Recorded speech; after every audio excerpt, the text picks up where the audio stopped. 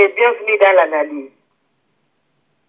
Au sommaire, la manifestation politique du 19 septembre à Kinshasa a tourné au drame. Bilan officiel, 17 morts. Les événements douloureux à Kinshasa et une assemblée générale de l'ONU à New York, où se trouve Joseph Kabila. Christian Malanga, président de UCP, était au Vatican. Il a tenu un discours musclé contre le régime de Joseph Kabila. Et c'est notre rubrique de l'auditeur du jour qui va boucler l'analyse d'aujourd'hui. Bonjour Kerwin. Bonjour à tous, vous êtes sur maizo.com. Donc au fond de l'analyse, il y a la note moko tragique. Ils allaient par rapport à l'événement Oyo, et le Kinshasa, manifestation politique, il y a le 19 septembre, où il tourné un drame. Ndenge to le bien on a titre, bilan officiel, il y a 17 mois. Donc au banda, de présenter ma condoléance, na ma famille à bateau nyonso, ma père de bateau, qu'on a na Kinshasa.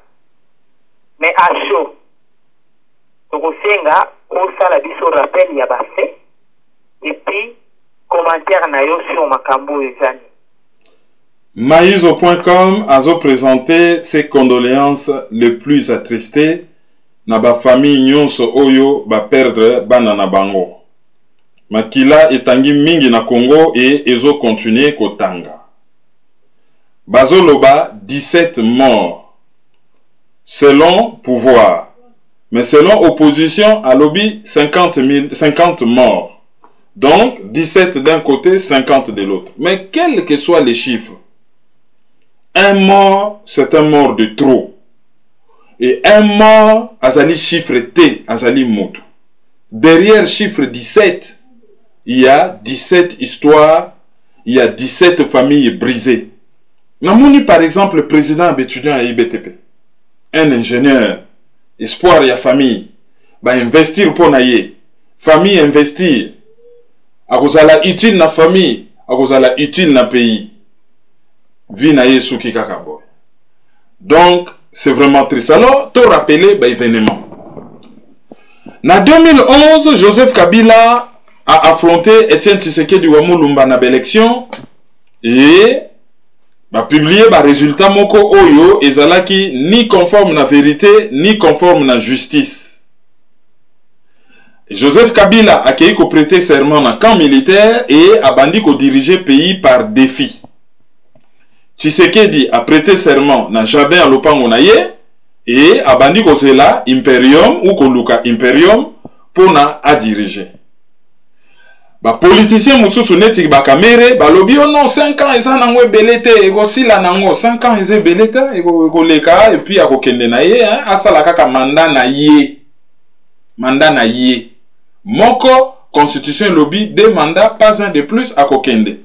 Et Didier Render Sabakisi, il y a eu des irrégularités certes, mais conséquence nango ezali à remettre en cause ordre d'arrivée, c'est-à-dire même ceux qui ba fraude ezali bondi makabila po ata ceux qui fraude zalakate Kabila ngaka zalakaka élu wana Didier Renders et ba pays misusu oyo bazali na conseil de sécurité ya Nations Unies oyo ba mizo akalokola ba kolo monde ba zipi misu na hypocrisie et ba komi na bango ko coopérer na Kabila sans vergogne.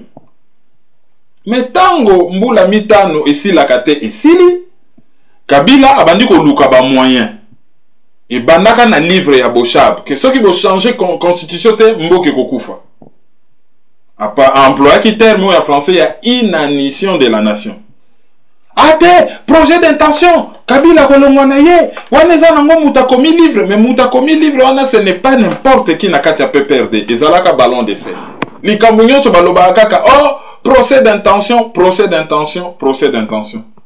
Jusqu'à ce que Tshisekedi involontairement ou volontairement, avec au bois qu'il a eu boué de sauvetage, abimisi lisolo ya dialogue, et Kabila djembeli na yewana, a joué cheval de bataille na ye, et commis dialogue.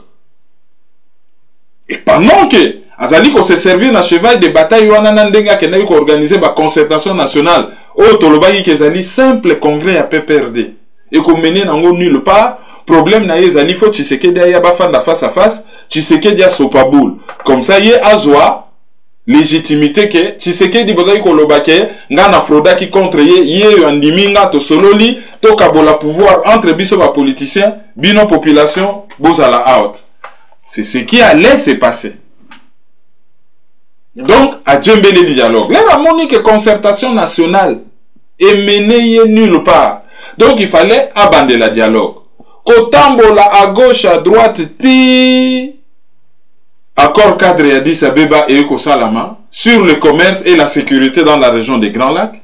Et nakati wana bazo senga que ba Congolais batia ba ordre na makambo na bango po bazala après na commerce na région ya Grand Lac et basengi réconciliation nationale et réconciliation koleka wapi entre autres par le dialogue comme si les Congolais étaient en conflit avec eux.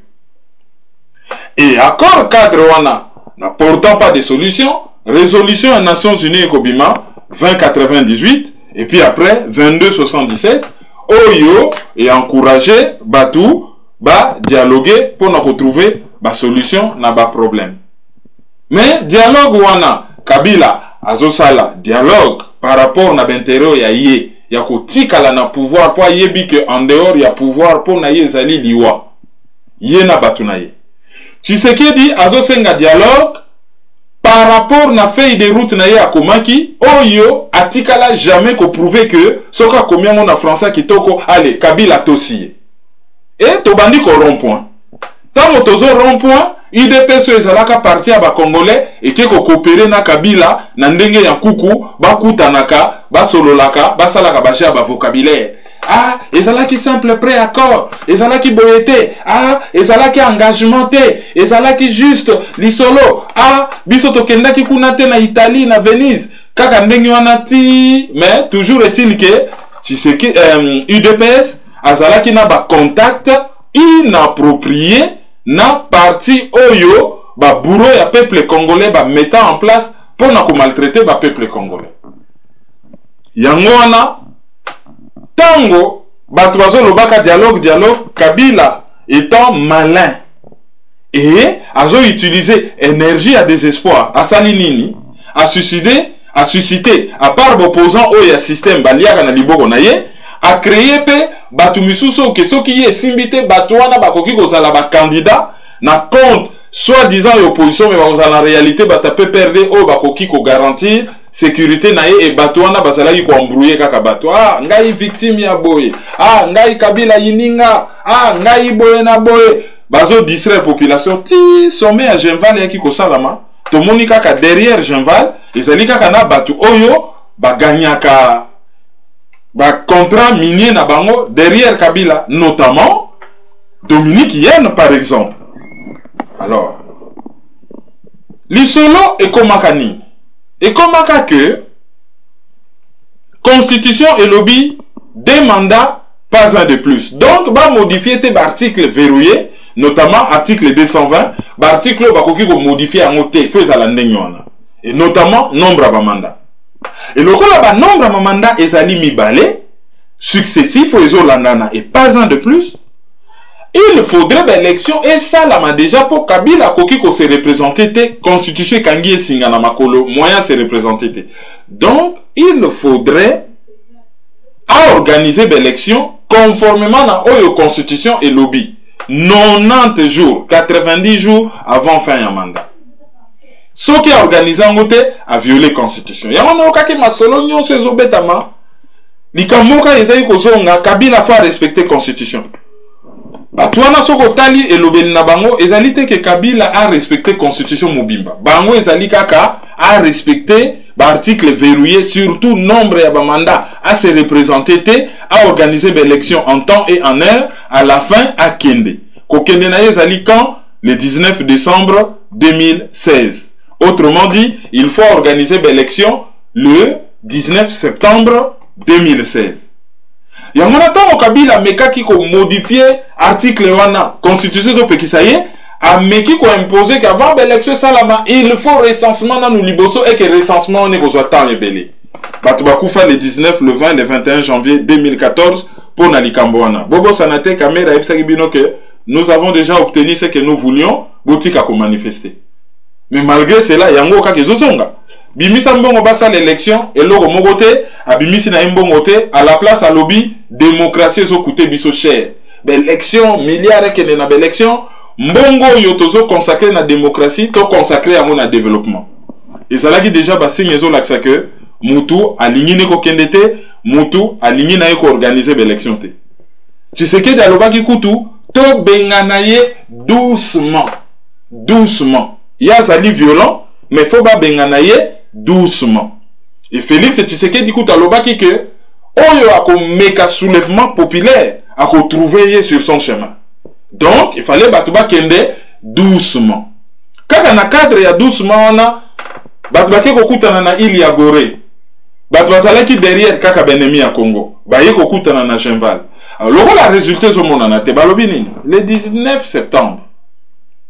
Soki Kabila à travers CENI, parce que CENI m'a organisé l'élection, mais bon fonctionnement à CENI, ils allaient incomber le président de la République. Et CENI, ils dépendre du Parlement, mais bon fonctionnement du Parlement. Ils allaient dépendre de Moutou Oyo, ils allaient garant il bon fonctionnement de l'institution, président de la République. Le 19, tu as constaté que l'élection est salamité. Alors, opposant, lobby à travers rassemblement de forces politiques et sociales acquises au changement, où il y a un conclave, il y a Genval, lobby, bango bakokende kotika memo na CENI, et population accompagnée bango, rappeler na Kabila que le 19 décembre, bye préavis oyo constitution epesiye et bandi. Bye. Lobby tango bazo bima bakende na point de ralliement place où il fallait bakuta en échanger la limité pour bakende na siège à CENI mbala moko ba policier bakomi ko barrer bango nzela et pourtant gouverneur ya ville ya Kinshasa André Kimbuta il était au courant et a autorisé que manifestation est salam. Donc bakomi ko barricader batu. Alors tout le monde phénomène ya bizarre to yebi que policier alataka uniforme ya police azalaka na matraque et à la rigueur une arme de poing, généralement ils ont la revolver. Mais tout le monde batuna ba uniforme, ba simbi ba arme de guerre. Donc il y a deux hypothèses. Soit bazali ba militaire, alors soit bazali ba militaire, il y a wapi. Il y a forces armées congolaises ou une force étrangère. Soit qui bazali ba militaire, il y a une armée régulière, donc bazali ba milicien. Ba milicien on a est-ce que ezali ba banamura ou ezali ba mercenaire ba uti libanda. Toujours est-il que policier azalaka na fusil te, azalaka na revolver, azalaka na matraque, azalaka na ceinture na ye, alati ba gaz na ye, mais pas d'armes de guerre. Donc bateau bazali ko tirer sur population, bazali ba policier te, c'est le pouvoir a yebi soki bazali ba nani. Tobo sa ne loko moko te. Tozo ka discours mo ekomo bima babomisi bato. Mais Déclaration universelle des droits de l'homme ezo garantir liberté d'expression ya koloba, liberté de penser ya kokanisa, ezo garantir ba droit politique, entre autres liberté ya ko manifester. Et ba droit wana ezali pe garanti na constitution ya RDC. Et que au nom de ces droits, mutu soka sepeli na likambute ako se servir na liberté wana, ako se servir pe na article 64 ya constitution pona a manifester librement. Comme manifester ezo pesa automatiquement pouvoir quitus, c'est-à-dire ndingisa ya koboma bato. Oui, comme ba marcha ki tala ba ke kokufa. Mais comme marché na kokufa quel rapport?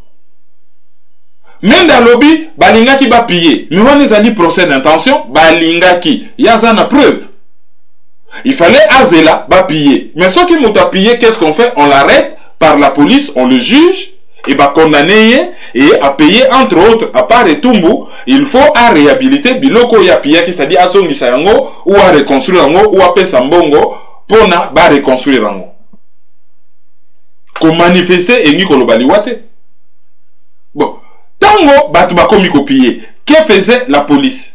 Est-ce que, asalaki de telle sorte que pillage et souka, encore faut-il que ça l'avéré que ba militant il y a rassemblement de bat bazalaki copier que kaka fait la police pour na stopper yango. La police asalaki na droit ya ko tirer batu bakufi. Batu bakufi. Batu ya opposition balobi bango bazalaki kokende opposition entre guillemets na seni kokende kotika memo. Ba monite ke baso frapper na mauvaise porte. Na kati ya seni wana ezana ba parti politique ya opposition, ezana ba parti politique o babengaka majorité présidentielle, c'est une majorité fictive et créée de toutes pièces. Na bato babengaka société civile. Mais il suffisait kaka bazwa kaka memo na batindi coursier ake kotika yango. Il suffisait kaka 5-6 policiers babengi ba journaliste bake ba déposer memo na bango. Il suffisait kaka ba pesa ngo ba membre na bango bazali na seni memo wana ingake koma. Est-ce que problème ezali seni? Problème ezali seni te? Seni est dépendaka na parlement. Parlement chaque année na loi budgétaire bazalaki ko voter loi budgétaire na session en octobre, donc session budgétaire balobi il faut que tu aies 200 000 millions d'euros, 200 millions de dollars à côté pour la élection. Mbongo wana nani a exécuté ce qui parlement voté loi budgétaire ezali gouvernement de mutakozo mbongo wana a consacré mon élection. Ce qui gouvernement sali en moté Mubeko et lobby parlement ezali pour na voter ba loi et pour na contrôler gouvernement. Est-ce que parlement a contrôlé qui gouvernement wapi mbongo ya élection lelo yo seni azangi mbongo ko organiser l'élection? Pourquoi kotonga hôtel du gouvernement? Pourquoi soi-disant pour gouvernement prétendre ngo bakendaki ko sala ferme ya Bukangalonzo, disons domaine agro-pastoral ya Bukangalonzo, mais mbongo ya élection ezalaki te. Fonctionnement ya seni et dépendaka na ministère ya intérieur. Est-ce que ministère ya intérieur apesa ki seni mbongo? Lelo oyo ba politicien ya accompagnement oyo baza na kata seni balingi ba pesa faute pa ya seni. Yo okamati mutu na yo ya musala. Oye na ye na ndaku frigo vide na lobi bien polele auto soma okutu ya sika. Frigo polele. Obimi oye ko silike la cuisinier pona nini olambite. Otike liye mbongo te. Otiaki provision na frigo te, oye ko silikela ye pona nini olambite. Est-ce que ezali faute ya cuisinier ou ezali faute na yo mutu opesaki mbongo te pona ye asala ba provision alamba? Seni ezali frigo, président ya seni na ba membre ya seni bazali ba cuisinier et parlement na gouvernement. Parlement en tant que mokonzi ya seni, parlement c'est le patron. Yende mutu, il fallait appeler ça cuisinier mbongo. Mais parlement, le rôle de patron, si mbongo te, mutasi melaka patron caisse. Caisse ya patron, ezali gouvernement. Est-ce que patron, appelle ça qui caisse na yendingi sake, pesa mutu wana mbongo, bimisa mbongo, alambela nga po ya kosilikela. Pourquoi bazo ke nobeta na seni, koke notika memo, au lieu, ba sala lokola bazana kata parlement, mais pas convoqué, bah c'est une session extraordinaire. Il y a un autre lobaka. Bah va prétendre bah ça la majorité. Mais pourquoi bah démissionner dans le parlement? Le quoi bah ça la minorité de blocage. Mais ce que je suis batté, bah ça la pétition. Bah tout bah c'est une session moko extraordinaire. Bah tout dans le parlement. Qu'est-ce qui se passe? Bah le bimbo est salité. Bah tu as une élection trop chère autour d'1 milliard d'euros. Mais ça aussi c'est bizarre. Ce qui est l'élection à Liboso, écoutaki un peu plus de 500 millions d'euros. Mais l'élection, c'est Zoyasima. Baza sou na besoin de 500 millions te. Na pesa bino exemple dans le bimbala Liboso mutazo lamba pondu. Agosomba, pondu, nzungu, liboka, tout ça, tout supposé kaza na désert. Mais tant que ça sombi pondu, nzungu, liboka, pilipili, mungwa, mbisa kokauka. L'herbe oye bisa lamba pondu mbala mibale, agosomba kaka pondu na mbisa kokauka. Agosale la mungwa tikalaki, agosale la pilipili tikalaki, agosale la ba ingrédients oye tikalaki, po nzungu, réchaud, liboka et consort azanango déjà. Comment expliquer que toza déjà na équipement il y a élection? Oh yokutu na tangaka na presse togolaise, l'élection présidentielle na Togo, ba loi ki équipement na Congo Kinshasa. Comment expliquer que baza déjà na équipement, ba véhicule, ba logiciel, ba ordinateur, ba bureau, ba urne, mais élection fait coûter encore plus cher qu'avant. Mauvaise foi, il fallait ba politicien ou ya accompagnement ba démissionner na CENI, ba démissionner na parlement, ba longwa. Comme ça, ce qui est institution en Ekouyi, Kabila alingaka za la contrainte pour ba bander l'élection. Mais cette fois-ci, ba veiller à ce que a fraudé pour ba yebi nenga fonctionnaka. Ou solution, monsieur, c'est mon ani pour si de to commis c'est déjà tard. Ce qui va meki kolongwa na CENI sikoyo, ba meki kolongwa na parlement sikoyo Kabila koloba, to côté en crise, à état d'urgence pour faire fonctionner l'État. Il fallait ba sala ngo banda kala, ba sala ki amote. Pendant que tozo lekisa dialogue, boy na boy, masolo milai, tokuta na boy, tolobi Kabila za de mauvaise foi à kokendete. Ya zala ki ko se préparer, ko somba ba arme, ko faire venir ba uniforme, ko tia ba caméra na ye, résultat eza wapi. Mordom. Talandenge, basasi biso, encore une fois de plus, loko la banyama. Balingi langage nini, pour comprendre que Kabila n'est pas un homme de paix, c'est un homme violent. Et que langage na yezala kaka violence. Ce qui mutabimi, faut koboma. Il faut vraiment koboma. Talandenge bakbake kokufa. Na tout niveau. Manifestation apparemment est autorisée. Et puis, les Congolais ont babimaki bazana droit de appliquer article 64. Ndenge bangomo batiaki yango na bakaliko batambola kinango. Mais tokomaki na point wana ke bato ya komona na kokufa pourquoi? Tokomaki na point ke bato ba mona na kokufa parce que pouvoir wana langage na ye ezali langage ya violence. C'est un pouvoir violent. Ba ya na Congo par les armes, ba se maintenir na Congo par défi et par les armes, et ba kokende kaka par la violence. Yo kanisi ki ozui un jeune homme, afin na kana yeso ki wapi, au melisi e bangi, au PC munduki, au PC uniforme, na éviter qu'est-ce qu'on leur a raconté. Allez, akosala nini? Akosala nini? Akobomanaye. Akobomanaye. Si quand l'air bat bazobima te parce que bakende ko accompagner ba politicien d'accompagnement bakende tika ceux qui mémo na CENI, ça c'est de la distraction. Batu ba bimi parce qu'ils en ont ras le bol. Batu ba lembi classe politique, une classe politique irresponsable et corrompue. Batu ba lembi. O les autres manaki ça c'est ali logique insurrectionnelle. Batu ba tomboki et ndenge bazali wana bazokende pona ba en découdre na Kabila et sa bande, mais ba politicien opposition ba kanisate que batouana bazo accompagner bango po bango ba ke lozo pouvoir.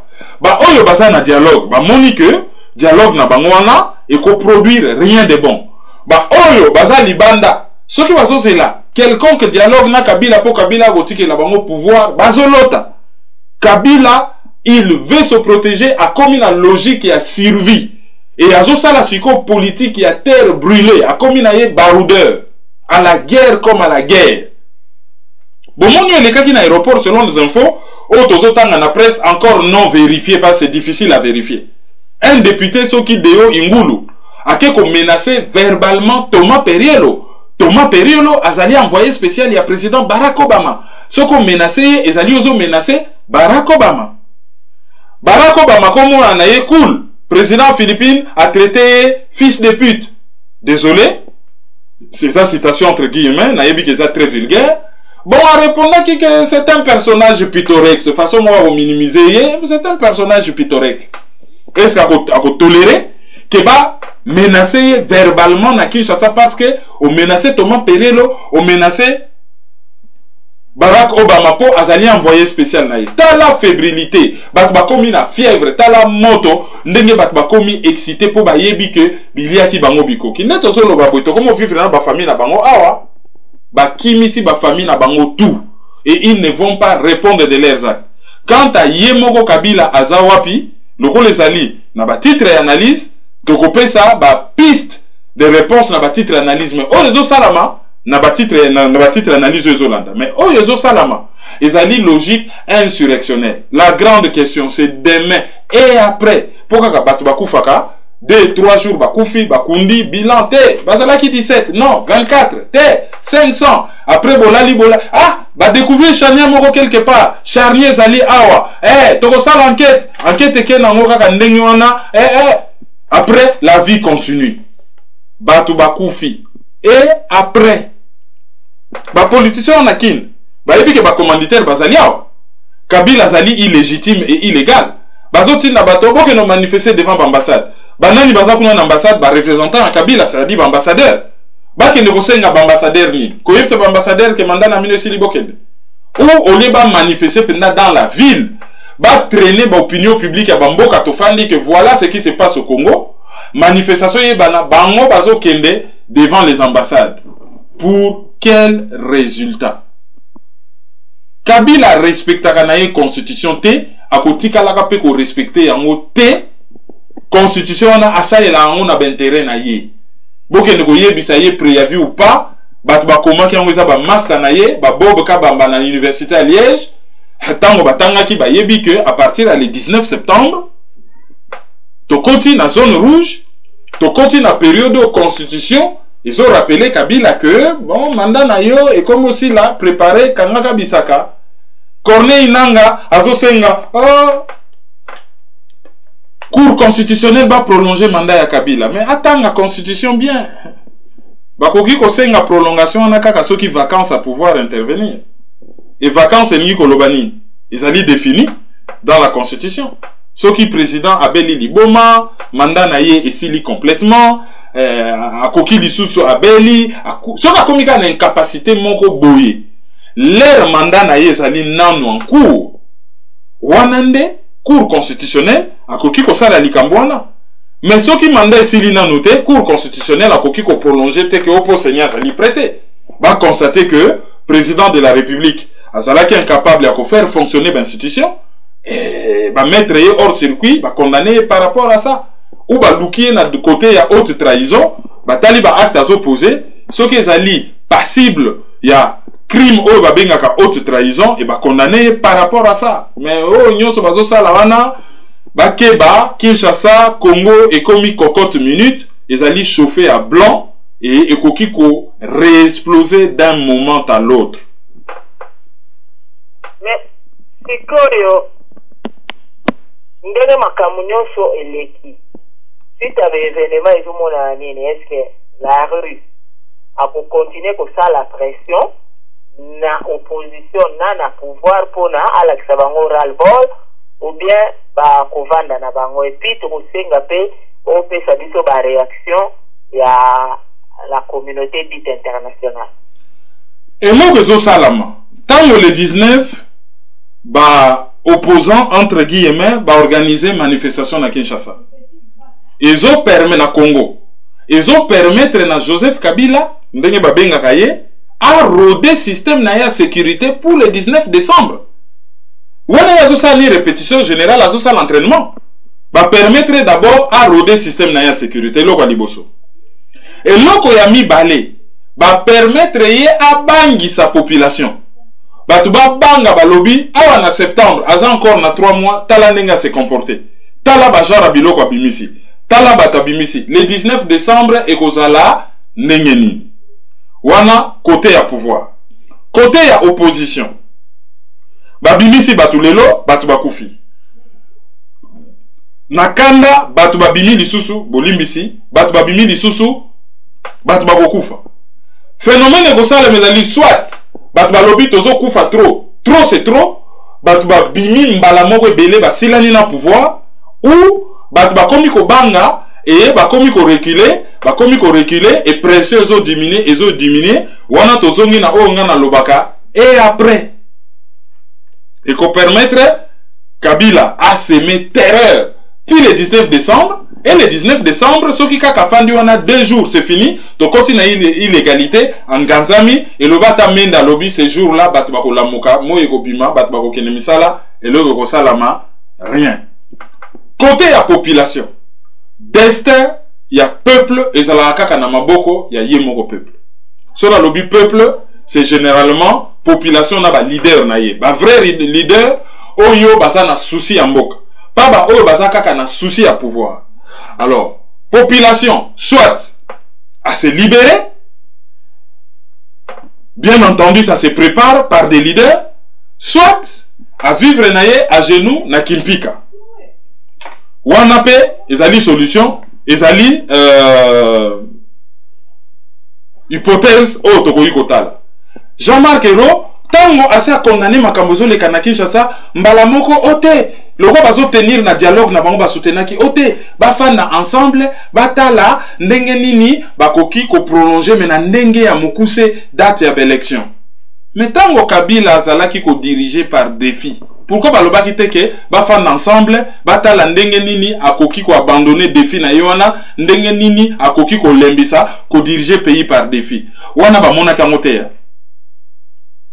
Lobi bango babomi batu balobi o bazali ba pillard bazali batu moko oyo bazaki na intention ya que no piller ba banque ba nini. Alors les journalistes au bakangi ce journaliste Sonia Rolé à RFI bakangi envoyé spécial à AFP bakangi ba journaliste à Bapaya pendant 5 heures du temps bazo reprocher bangoni RFI d'ailleurs a protesté vigoureusement ba pesa bango d'explication. Pourquoi bakangeli ba journaliste na bango? Na micro wana pe journaliste à RFI. Azali ko kende copier, azali ko nobuka ba bank. Pourquoi ko kanga ba journaliste pendant 5 heures du temps? Lobby gouvernement, lobby ezali erreur. Erreur ya nani? Ndenge salami wana. Kanyama baba ko latse sous chapeauté, baba ko latse BRT. Po tozo la réaction aux États-Unis a prometaki que ako durcir ba sanction en cas ya répression. Répression salami batu bakufi. Est-ce que ba sanction na egozala endurci ou pas? Si quand on moni pillage à ba siège à ba parti politique ezo salam. Ba piller nano ba parti politique union sa dynamique de l'opposition la plupart et ba ye ko buka siège à UDPS et siège à PPRD salaka p incendié. Toko tate na cycle moko ya ndenge komi botie libaya totie po bata PPD balobi botie totie. Batu ya opposition balobi toyebi ndako. Ndeko tozo loba akure katani apparemment na masina tout ça bazo lukaka ba palais ya ba famille ya ba député hein to continue la logique moko oyo au lendemain incertain et le les communes ko salam avec les moyens de bord muta ko canaliser population en réalité muta ko lakisa bango objectif penza target nde balobaka cible azalité et bazali na bango insurrection et le pouvoir risque de se retrouver dans la rue. Mais Oyeuti ko salama, Joseph Kabila s'est mis dans des très sales draps. Le peuple congolais a la kisi que azali te mutu oyo kaka bakoki ko prédire ndenge nini ya kwaje, mais il a encore beaucoup ya kolakisa na ba politiciens. Na yango toleki mbala moko na deuxième sujet eza oyo bevenema douloureux eza na Kinshasa, Assemblée générale à Nations Unies eza na New York, jusque là to éviter Kabila Zawa. Est-ce que bon ça peut répondre à la question où se trouve Joseph Kabila? Pour répondre à la question, on a la moins recul l'article to lobaki na analyse le cas qui à la Libre Belgique, balobaki que à kokende na New York na Assemblée générale des Nations Unies sur la situation des réfugiés et à passer par Vatican pour na appeler des situations na yepo après makambo oyo non apostolique à monaki na est ya Congo notamment na Beni. Rapport à salela ki pape Vatican penda ba baye Kabila penda ba baye et bazala ki décider basalela ye diplomatie penda à Vatican basalela ye lobbying na Nations Unies batutu ba sans aye. Alors Kabila décida ki aya ko bongisa situation na Vatican aya ba solola avant kende na Assemblée générale ya Nations Unies. Ngai boyebi analyse ezalaki te banda mercredi na sengi kutu bolimbisi ezali po nazalaki na Rome et ezalaki difficile to enregistrer à partir ya kuna vu que tozali na ba pays différents hein batu nyonso basokipaka na analyse montage tout ça toza na ba pays différents et ko organiser logistique on a partir ya Rome et na occupation na biso belé na Rome to na Vatican ezalaki très laborieux to salaki en moté mais na ba milieu proche à Vatican, notamment Sango Mikonzi, yebisaki biso que Kabila ayaki awa boyi ko yambaye et accueilli na Naples. Naples kuna ezalaka un peu côté ya ba mafieux. To yebite sokaza na Copa Mafia wana selon ba milieu proche ya Vatican. Mais biso toza na façon à vérifier en moté. Est-ce qu'il y a yaki à solo, azana Naples, mais en tout cas, ba milieu proche à Vatican, ba pesa ki biso information na ke Kabila yaki, ba boyi ko yambaye na Vatican et accueilli na Naples.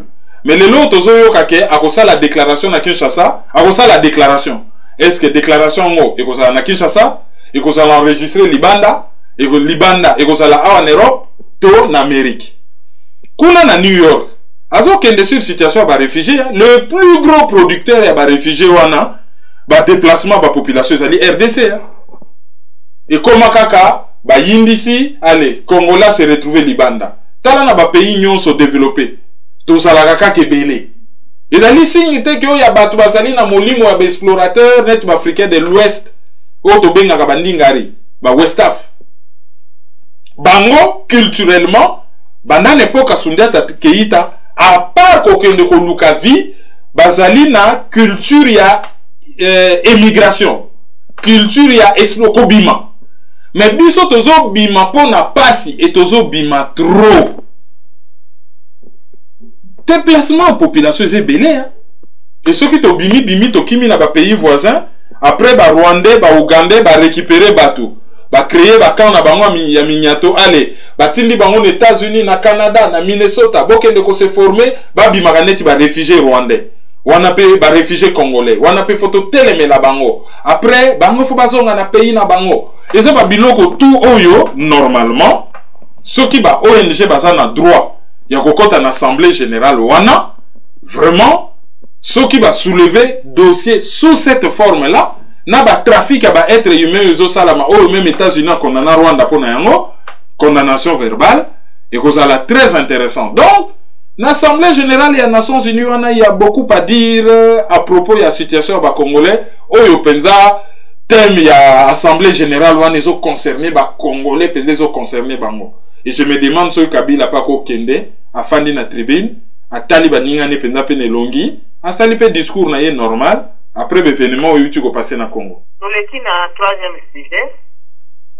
Christian Malanga, président de UCP, était au Vatican et il a tenu un discours musclé contre le régime de Joseph Kabila.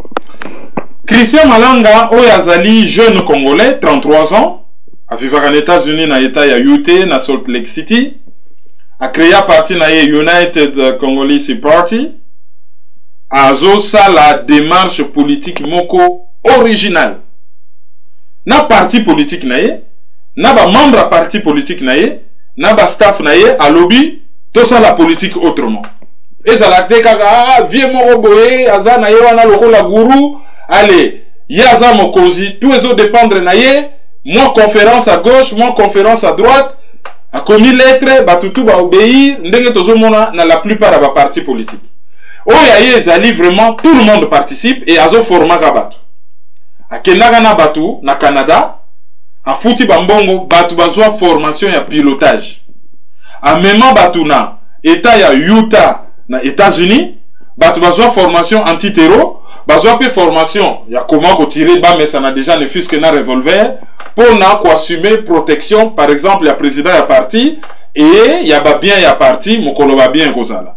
Et bazo former ba bilenge ba maman pe ba papa a même ki ba membre ya parti na ye ba kende ko vivre na parlement britannique ndenge parlement ne fonctionnaka ba ke na la city de Londres ba kende ko vivre ndenge une institution financière e fonctionnaka ndenge nini ba négociaka un contrat financier ba wuti na Georgie ezali ex état moko ya ex URSS oyo et comment et s'affranchissa na URSS ezali ko se rapprocher na camp occidental. Na état wana ezalaka corrompu jusqu'à la moelle épinière. Mais ba décider kambala moko ale to combattre corruption du jour au lendemain, ba jeunes gens ya Georgie ba tanga na partout na Libanda le ba zongi ba décider to mettre fin na likambo yo, ba bengana 16 000 policiers. Ba sala ba guichet unique, passeport, permis de conduire. Ba tia ordre moko ezali que soko pesi même taximen mbongo azo banga alobi eloko wana na pays na biso ba telemeli yango ba réhabiliter état na bango ba reconstruire yango na niveau moko Christian Malanga akendaki na batu na yeba kende kotuna bango basalaki ndenge nini, comment ça fonctionnait, idée wane utaki wapi. Et aye na Vatican. Ba yamiye par ba très haute personnalité parce qu'il a bien voulu que naza la témoin. Donc bengaki ngai alobi toyebi oza na expertise na ba dossier mingi okoki ko chapi maboko to sala mwa ba memo to wana kutu ezali personnel. Maintenant zala pe témoin ya oyo esalamaki. Ba yambaki ye na ba milieu moko ya likolo. Ya ngwana to moni to koti na Basilique Saint-Pierre ba consacrer moi kwa moko boy pona ba congolais ba prier ezali hôtel oyo batia likolo ya ebembe ya Pape Pie X. Monseigneur Kabongona Monseigneur akuma ba ko sala messe pona Congo. Ba fongole libiso ndako na bango ba kotisi biso na sous-sol ya basilique to visiter ba tombe ya ba pape nyonso y compris tombe ezalaka fermé ya Saint-Pierre oyo ba taya tombe wana na quantité moko ya or incroyable. Et porte oyo babengaka porte céleste bafongola yango une fois tous les 100 ans. Pape François a décidé bafongola yango une fois tous les 25 ans. Lokola année oyo eza kofongwama balekisaki biso pe en priorité na porte wana, et après na messe ba clôturer mon coin moko ndeko na biso ya congolais azali chargé à sécurité kuna na Vatican encadrer biso batie biso na coin na biso privé. Papa sali omeli na ndenga salaka na fenêtre ya appartement na ye, et tango sili bato batalaki télé Vatican bamoni drapeau ya UCP na ya Zaïre etondisi écran mobimba. Parce que Christian Malanga tambola na drapeau ya Zaïre na tuni na lobi mais ozali nostalgique ye poko ya Zaïre mboke bebaki alobi te azali nostalgique te, mais changement ya kombo ya pays na drapeau ndenge tokomi ko salela bato ya AFDEL même soki eza kombo na biso akala, même soki ezali drapeau na biso bango bato bayaki ko imposer yango pona ye histoire ya Congo esuka le 17 mai oyo nyonso tozosala ezali parenthèse. C'est biso moko bana ya mboka selon toujours ye nde toko décider soki toko récupérer drapeau ya kala tout to soki toko changer kombo ya mboka yango wana pona ye histoire esuka na 97 azo continuer ko tambola na drapeau ya kala ti mokolo oyo soki to récupérer mboka nde toko décider nini toko sala wana explication na ye, ça n'engage que lui. Mais au moins et salamaki na Vatican so boké na chaîne YouTube ya Vatican Botali Domini Benedict, je crois, titre wana, donc bénédiction dominicale ya pape na italien, boko mona, et bandaki kuna na bakri ya UCP, batika una kata vidéo ya Vatican, et na suka, boko mona, ndenge nini, et c'est clôturaki un clin d'œil na ba congolais, ou bazalaki protégé, et babimisaki bango en priorité. Juste une parenthèse pour na ko détendre un peu l'atmosphère. Na Vatican na Saint-Pierre bat bayaka na bango ezali lieu touristique, ba misusu bayaka ko sambela, ba misusu bayaka tourisme. Omona bat balati ba shirt na bango, balati o biso to bengaka tricot mais ezali t-shirt, balati mapapa na bango, balati mo ba jean na bango. Siko ba moni groupe moko ya 50 personnes ba veste so do veste pende fana na nzoto tali ba sapatu, ba touriste belé ba so ko tuna kaka, ah vous êtes de quel pays? Ah vous êtes très beau. Bati bele bele ngai in américain na ko tunanga na anglais alobi wana pays ni na lobi RD Congo alobi oh wonderful, oh you are very beautiful asutala na ko fe bati misusu batuna ki bango kaka ndenge wana donc hein congolais bon ba se distinguer na ndenge mabete, mais c'était vraiment visible. Alors après cela tango tozongi nesika tozali kolala tosala ki interview na Christian Malanga boko mona yango na maizo.com. Na interview wana atenaki ba propos direct et dur. C'est comme moto moko tango akotaki na Vatican akende kozwa bénédiction à likambo songolo parce que Vatican c'est un des états le plus influents au monde. Tango batunaka Staline balobi ah Staline bazobeta masolo à Vatican na deuxième guerre mondiale. Yé président à IRSS. Nandenga kochola à répondre à lobby Vatican combien de divisions? Poye abanga bato bazana ba division ba minduki ba division ya armée, mais ayaka ko comprendre après que tout chemin mène à Rome. Et pape azali président ya Vatican, mais azali chef spirituel ya ba catholique. Presque 2 milliards de personnes dans le monde, azali très influent.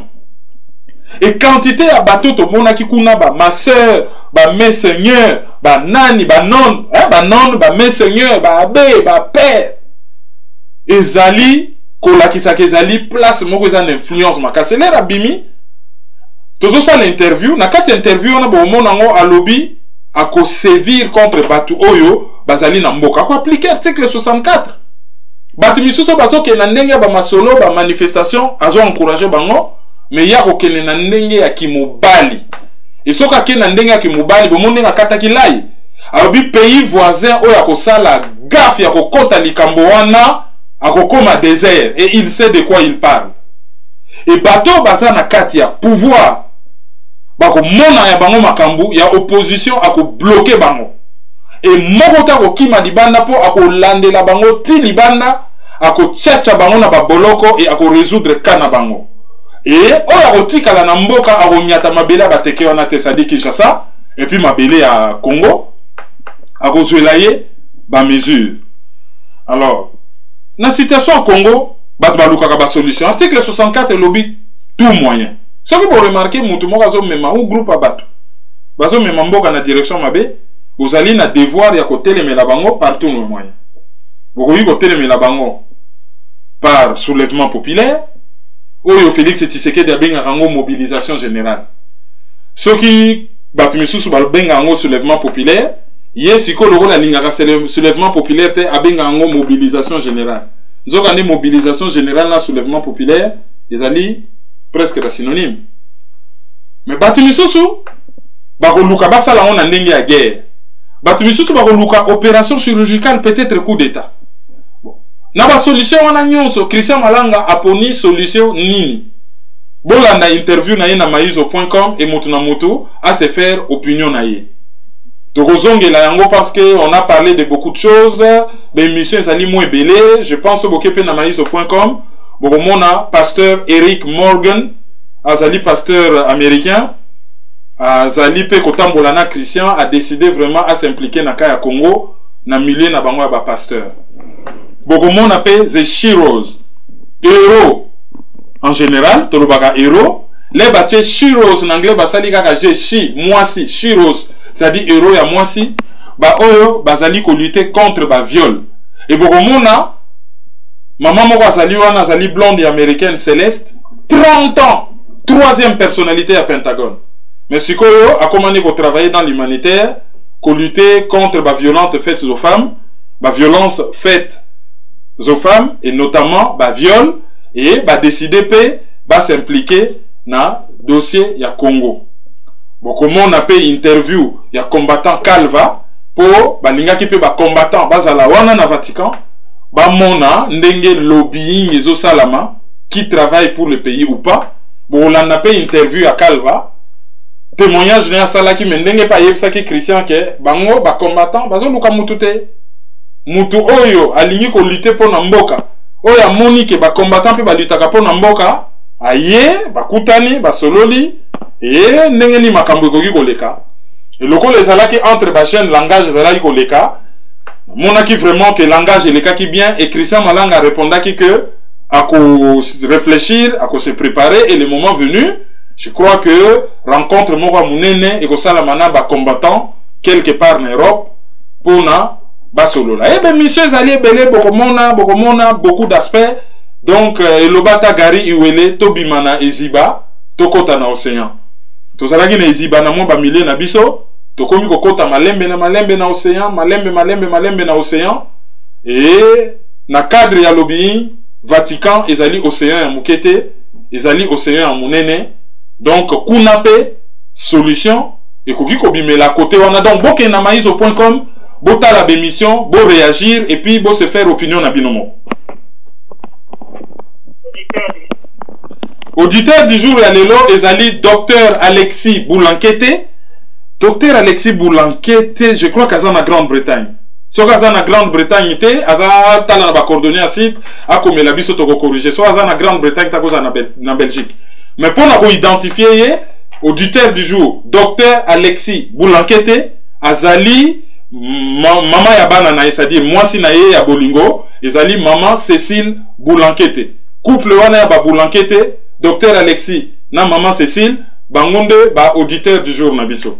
Et na cadre kaka ya auditeur du jour, na ko profiter pour na souhaiter un joyeux anniversaire na leki na ngai oyo afetaki anniversaire na ye le 19 septembre 2016.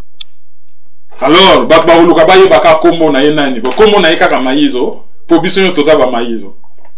Yesi koyo pe azali Maizo po azali leki na ngande na lobi donc azali Maizo ezali andoite mais azali vraiment leki na ngai biologique tata moko mama moko hein jeune homme toza fier na yo oza na parcours moko fabuleux et parcours en ça là vraiment que toza fier na yo nzamba pesa yo vie moulaï et au vivre longtemps sur terre et surtout heureux.